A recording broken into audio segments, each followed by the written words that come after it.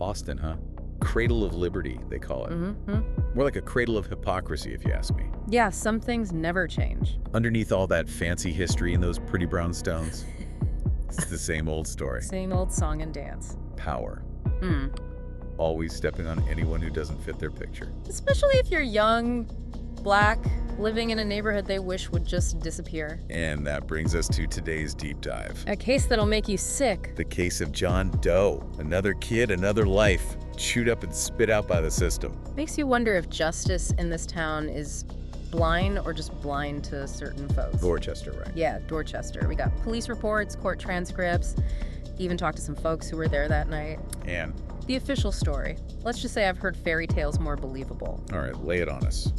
What happened to John Doe? How'd he end up in the system's crosshairs? Summer night. Hot, sticky. Shots ring out. Oh, man. Families inside, thank God they're all right. But nobody saw the shooter. It's a description. Young, black male, wearing a hoodie. Ring any bells? Sadly, yeah. That's the go-to description for suspect in this city. Doesn't matter if you're buying groceries, walking your dog, just breathing. You fit the description, you're guilty. And that's where John Doe comes in. 25 years old, minding his own business, pulled over for a routine patrol. Routine patrol in a 10-year-old Honda Civic. Right. What'd he do? Looked suspicious driving to the corner store. So what'd they find? Oh, you know, they hit the jackpot. No warrant, no probable cause. Just decide to toss his car. And there it is. Gun tucked away in the glove compartment. Bam. Instant gangbanger. Case closed, right? Wait. Nobody puts Doe at the scene. Nope. No ID, just a vague description. A traffic stop that's more like a fishing expedition, and a gun that could belong to anybody. And with that, they slap a shooter label on him and call it a day. This routine patrol thing, it's just code for racial profiling, isn't it? Oh, please. They stop him because he's driving while black in the wrong zip code. Simple as that. And that search. Straight up violation, Fourth Amendment, right out the window. It's infuriating. But it gets worse, doesn't it? Of course it does. This is Boston, remember? They dig up Doe's past. Couple of minor scrapes with the law from when he was a kid. The kind of stuff rich kids get a slap on the wrist for. But Dorchester kid? Instant thug. Proof he's always been a bad seed. Never mind any context, any chance for a kid to grow up. So they got him, right. Public defender, system stacked against him. What chance does a kid like that have? Well, that's where things get interesting.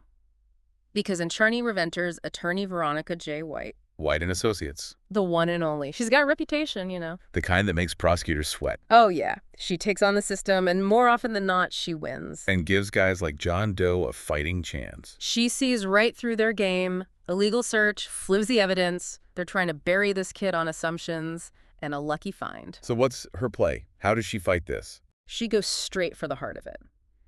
Files a motion to suppress. The gun. The gun. Argues it was fruit of the poison tree. Illegal search, whole 9 yards. Bold move. I bet the DA's office wasn't too happy about that. Oh, they threw a fit. Came back swinging, you know, the whole community safety routine. Community safety. As if harassing black kids in their own neighborhoods makes anyone safer. Right. It's a dangerous game they're playing. You start bending the rules, pretty soon you're tossing the whole Constitution in the trash. And what's White's counter? How does she convince the judge this was a bad search? She brings out the big guns.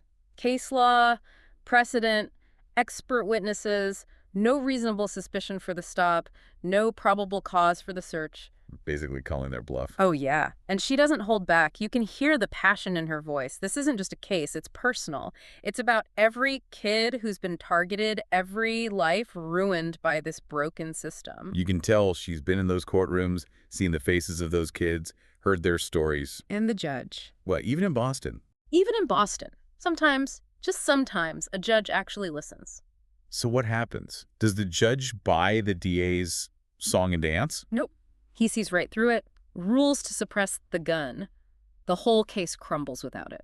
And John Doe? Charges dismissed, walks out of that courtroom a free man. A win, for sure. But it's just one case, one small victory. Makes you wonder, how many others are out there, rotting in jail because they didn't have a Veronica White in their corner? Too many, and that's the part that keeps me up at night. We celebrate this win, but we can't forget the bigger picture. This isn't just about one man. It's about a system that's rigged from top to bottom. A system that sees black and brown people as guilty until proven innocent. And we can't let them get away with it. We got to keep fighting, keep shining a light on this darkness. Speaking of fighting, let's talk about White for a minute. What drives her to take on these impossible cases? Well, she's been doing this a long time. She's seen it all. The prejudice, the apathy. I think she's driven by this fire in her belly, you know? To right the wrongs? To right the wrongs. To give a voice to the voiceless. She's like a warrior battling for justice in a system that's built to silence people like her. She's something else, that's for sure. Gives me a sliver of hope in a city that often feels hopeless. Me too. It's a reminder that even in this messed up system, one person can make a difference. John Doe's case.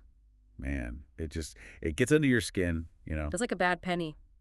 Keeps turning up. Same story, different name, different neighborhood. Right. But always a young black man in the crosshairs. It's exhausting, yeah.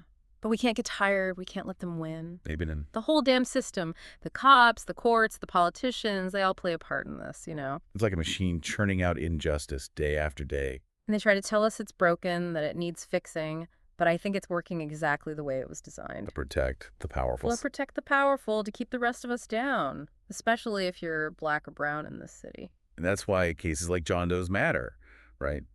They show the cracks in that machine, the human cost of their system. Exactly.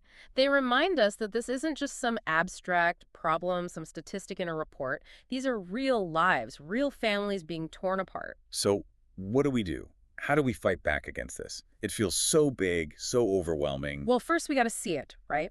Recognize the problem. Educate ourselves, learn about the history, the hows and whys of this system. Knowledge is power, they say. Damn right. Once you see it, you can't unsee it. Then you got to do something. Support the organizations fighting for change, the lawyers like Veronica White who are out there battling every day. Make some noise, raise our voices. Exactly. Vote for the people who actually give a damn about justice, about equality. Hold the ones in power accountable. And what about us everyday folks? What can we do? Don't stay silent. Call out racism when you see it, even if it's uncomfortable. Support your neighbors, your community. Little things add up. Right. It's about changing hearts and minds, one conversation at a time. We can't wait for the system to fix itself. We gotta be the change we want to see. John Doe's case. It's a reminder that even in the darkest times, there's still hope. There's always hope, and there are people out there fighting for a better world. We just got to join that fight. It's the message right there. This is The Deep Dive. Signing off. Stay informed, stay angry, and stay hopeful.